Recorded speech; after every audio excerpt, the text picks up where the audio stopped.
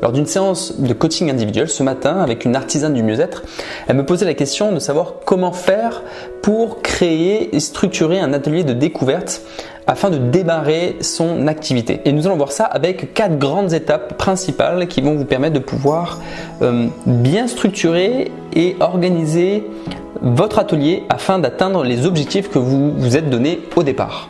Alors, la première chose, avant de commencer, c'est de définir vos objectifs. Quel est l'objectif que vous vous donnez pour cet atelier découverte? C'est important puisque suivant l'objectif que vous allez vous donner, vous allez derrière sur la structure que je vais vous donner en 10 étapes, vous allez pouvoir venir ajuster et venir régler des petits leviers qui vont vous permettre de pouvoir avoir un impact plus direct et plus saillant. Je m'explique. Si votre objectif c'est simplement de vous faire connaître, vous n'allez pas forcément utiliser la structure de la même manière que si votre but est de vendre une séance de coaching derrière ou une séance d'accompagnement. Ou alors si le but c'est derrière d'amener les personnes à un stage, une formation. L'idée c'est vraiment de voir quel est le but et l'intention que vous avez derrière la création de cet atelier découverte. Si c'est pour démarrer votre activité, si c'est pour le lancement, donc ça veut dire si c'est pour vous faire connaître, vous allez pouvoir venir jouer sur certains leviers que je vais vous apporter juste après. Et une deuxième chose qui est importante de mettre en place dès le début, avant même de commencer à structurer votre atelier, c'est quel est l'objectif que vous avez pour eux, pour les participants qui vont suivre cet atelier. Vous avez plusieurs cas de figure. Les personnes qui peuvent venir, vous pourriez avoir comme intention ou comme objectif de leur transmettre des informations, de les éduquer sur votre thématique. Ça pourrait être aussi de créer des rencontres, de faire une rencontre entre les personnes en lien avec ces thématiques, avec vous-même. Et ça peut être l'objectif pour les participants, ça peut être aussi de venir vous rencontrer, de voir votre approche, l'énergie que vous avez, que vous déployez, la pertinence que vous pouvez posséder.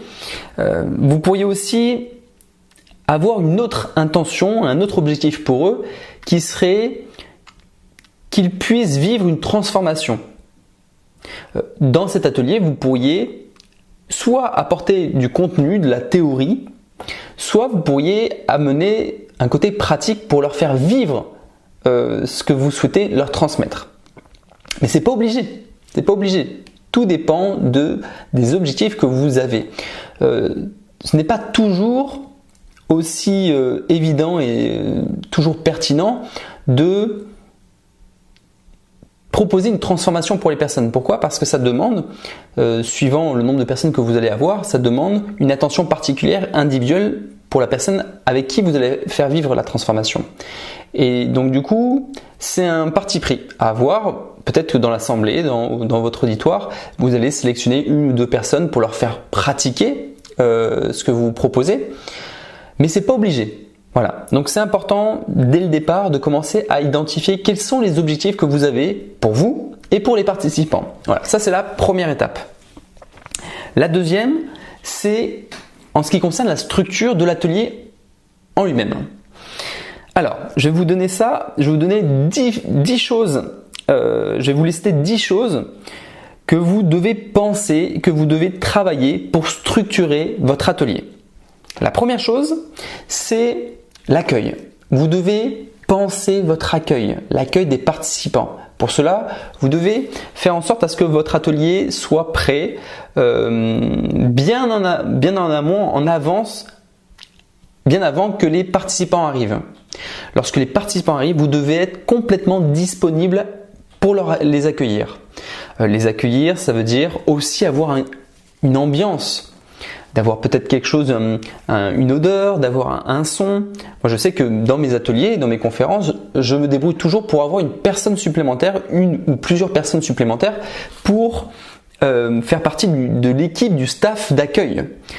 Comme ça permet aux personnes, lorsqu'elles arrivent, de se sentir accueillies et de se sentir finalement prises en charge par ceux qui organisent, c'est-à-dire nous en l'occurrence. Donc c'est une donnée très importante, l'accueil, quelque chose qui est souvent négligé. La majorité des personnes que j'ai pu rencontrer qui proposaient des ateliers, c'est souvent négligé cette partie, cette phase d'accueil, alors qu'en fait c'est quand même la première impression que les personnes vont avoir de vous, de ce que vous proposez, et on ne peut faire qu'une première impression. Donc du coup, autant qu'elle soit la bonne. Voilà, donc ça c'est la première chose, c'est de penser votre accueil, savoir qu'est-ce que vous allez mettre en place pour ça. Ensuite, lorsque vous allez commencer et débuter votre atelier, c'est de commencer par la présentation du thème. Et pour présenter le thème de votre atelier, rien de tel que d'utiliser une histoire personnelle, quelque chose que vous avez vous-même vécu, qui met en lumière finalement le point de départ et jusqu'où cet atelier pourrait amener les personnes, ou en tout cas jusqu'où la thématique que vous abordez pourrait amener les personnes, afin qu'ils puissent, au travers d'une histoire, voir le changement que ça peut, ils pourraient vivre. Donc ça c'est une première chose importante, c'est de raconter une histoire. L'histoire qui décrit et qui illustre la thématique de l'atelier. Ensuite, une fois que vous avez raconté cette histoire, de venir parler de la cible, parler des personnes qui sont à qui s'adresse cet atelier. Alors vous allez dire, oui, mais si les personnes sont là, c'est qu'elles se sentent concernées. Oui, mais c'est subtil.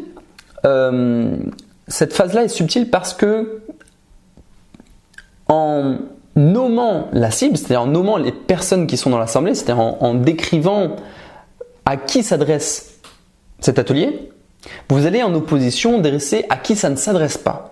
Et du coup, ce que vous allez créer, ce que vous allez générer dans l'assemblée, dans votre auditoire, c'est une polarisation. C'est-à-dire que vous allez leur donner cette sensation, ce besoin d'appartenir, parce que nous avons tous ce besoin d'appartenance et d'appartenir. Donc du coup, les personnes, vous allez créer finalement dans leur champ le besoin d'appartenir à ceux à qui ça concerne, pour ne pas faire partie de ceux à qui ça ne concerne pas.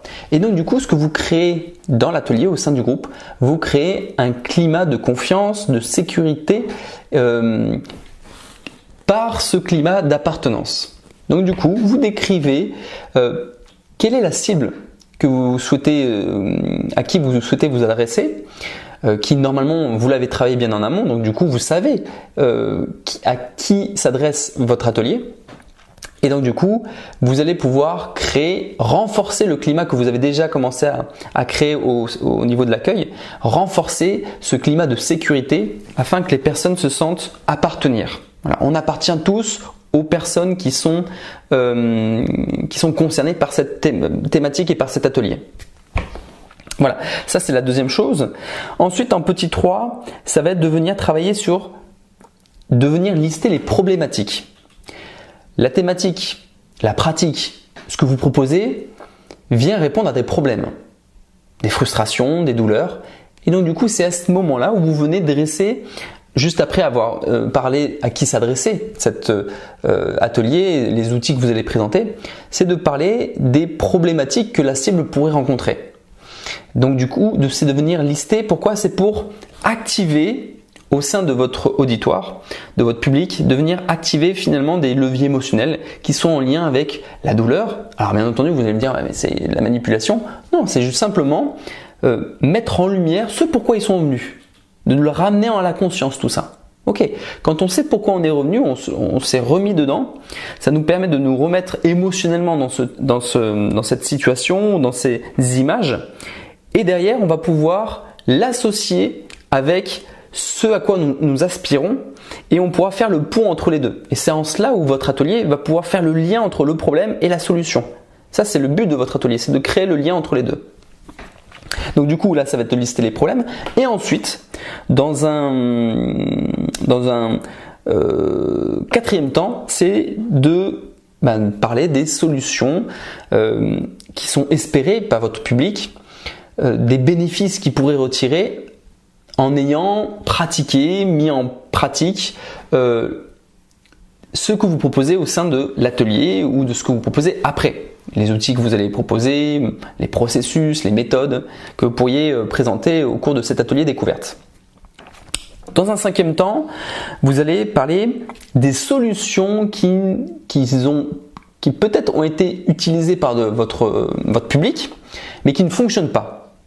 Par exemple, lors d'un atelier découverte que j'avais donné sur oser prendre sa place, donc sur la confiance en soi, sur l'audace, ce que je partageais sur les solutions utilisées mais qui ne fonctionnaient pas forcément, c'était de ramener les personnes à se remémorer ces solutions qu'elles avaient pu utiliser, qui en particulier seraient d'acheter des livres de développement personnel, de regarder des vidéos d'inspiration, des vidéos sur la confiance en soi. Mais de voir que c'est pas parce que je lis des livres et que je regarde des vidéos que forcément ça va m'amener cette confiance en moi-même. Puisqu'il y a une différence entre la compréhension et le vécu. Du coup, c'est de mettre en lumière par rapport à votre thématique quelles sont les solutions que votre public a peut-être déjà essayées, mais qui n'a pas apporté une véritable transformation. Ensuite, dans une sixième étape, c'est de dresser les erreurs à éviter. Et donc là, faites-le avec une liste d'erreurs. Quelles sont les erreurs qui sont communément commises par votre public cible et comment justement le fait de partager ces erreurs à éviter, ça permet de pouvoir commencer à créer une connexion entre votre public et votre présentation. C'est-à-dire que les personnes, si vous avez bien fait votre travail de ciblage en listant ces erreurs à éviter, forcément les personnes vont se reconnaître dedans. Et ça, c'est la puissance d'un bon travail en amont, d'un bon travail travail de cible, travail de positionnement. C'est d'ensuite, lorsque vous serez en atelier, d'avoir un discours qui sera tellement percutant, tellement saillant, que les personnes se diront mais cette personne, elle est dans ma tête, elle a vécu, elle est à côté de moi dans la vie parce que elle est en train de parler de tout ce que je vis, tout ce que j'ai vécu, tous les problèmes que je rencontre. Et donc du coup, ça crée une véritable force pour votre autorité. Ça vous donne une grande légitimité puisque finalement vous connaissez très bien leurs problématiques, vous connaissez les erreurs qu'ils peuvent commettre. Et donc du coup, les personnes vont se sentir comprises, elles vont se sentir finalement être au bon endroit parce qu'elles sont avec une personne qui les comprenne. Ensuite, en 7, les étapes pour atteindre votre solution, atteindre la solution qui est promise. Donc ces étapes-là, ça peut être en lien direct avec votre solution, avec votre méthode, avec votre technique, votre pratique. Et là, c'est important de parler du quoi et non pas du comment. De bien faire la différence entre le quoi et le comment, ce qui pourrait permettre d'atteindre leurs objectifs sans rentrer dans le détail du comment. Le comment, ça pour découvrir le comment, c'est ce qui peut se passer après, lors des séances individuelles, lors d'un stage, d'une formation. Mais vous pouvez partager le quoi. Par exemple, les 4 étapes pour gagner confiance en soi. Et donc là, on peut parler de ces 4 étapes comme étant la première chose, c'est d'apprendre à dire non. Apprendre à dire non, ça ne veut pas dire quelle posture je vais adopter pour pouvoir dire non. Par contre, ça me donne l'information pour gagner confiance en moi, il faut que j'apprenne à dire non. Ok, comment je vais le faire, je ne sais pas. Mais en tout cas, je sais que c'est ce par quoi je vais devoir passer pour gagner en confiance en moi-même, gagner en légitimité. En 8, c'est de parler finalement des dangers au fait de ne rien changer. Quels sont les risques que votre public encourt à ne rien changer? C'est-à-dire de continuer comme avant à utiliser les solutions qui ne marchaient pas forcément. Ça, c'est de votre responsabilité aussi de mettre en lumière pour votre public que finalement les choses ne vont pas changer en un claquement de doigts aussi facilement, quoique ce n'est pas une question de facile ou pas facile d'ailleurs, mais que ce changement de situation pour atteindre leurs objectifs, les bénéfices qu'ils pourraient espérer, eh bien, c'est pas juste en étant que dans la compréhension mentale, c'est aussi en mettant en pratique.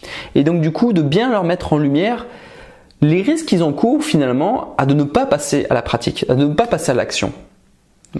Ça peut être effectivement le fait de ne rien changer par rapport à la situation, la thématique que vous allez aborder.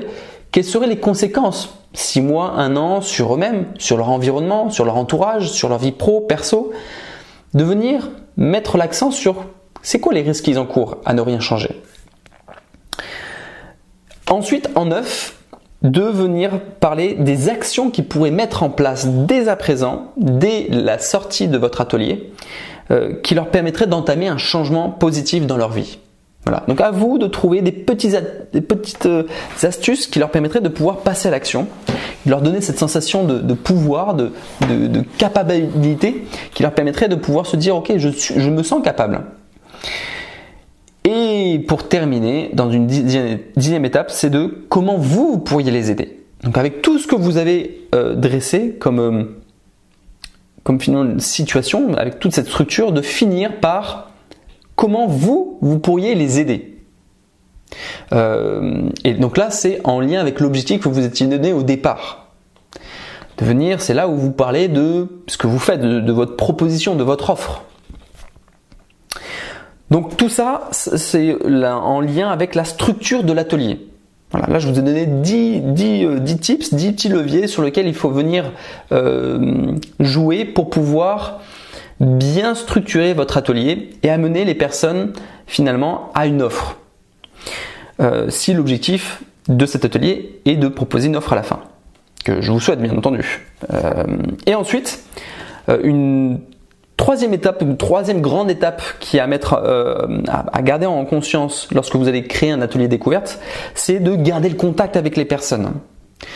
Dès le début, lors de l'accueil, de penser à récolter les contacts, les adresses mail des personnes pour que vous puissiez derrière revenir vers elles, leur faire des propositions d'ateliers, de conférences, de stages que vous aviez et aussi leur proposer du contenu, des choses qui leur permettraient de pouvoir avancer sur leurs problématiques. Et pour terminer, la 4e grande étape pour créer un atelier découverte, c'est de proposer un bonus. Pensez à quelque chose qui pourrait surprendre les personnes qui viendraient à cet atelier découverte. Ça peut être, en exemple, l'enregistrement de cet atelier. Vous pourriez tout simplement, avec un dictaphone, comme je peux avoir ici, enregistrer tout l'atelier et l'envoyer exclusivement aux personnes présentes. Puisque peut-être qu'à l'intérieur, il y aurait des choses que les personnes ne voudraient pas partager. Vous pourriez d'ailleurs aussi faire un montage pour n'avoir que les moments où vous parlez vous. Et leur renvoyer en bonus l'enregistrement afin qu'ils puissent réécouter l'atelier découverte. Et en leur renvoyant cela, ça vous permet aussi de pouvoir leur renvoyer derrière l'offre en lien avec l'objectif que vous aviez au départ. Ça peut être une séance d'accompagnement, ça peut être un stage, une formation, etc. Voilà. Donc voici les 4 grandes étapes pour créer et organiser un atelier découverte avec à l'intérieur ces 10 leviers, ces 10 étapes qui vous permettront de structurer votre atelier découverte. Donc maintenant, c'est à vous de passer à l'action pour créer et organiser votre prochain atelier de découverte.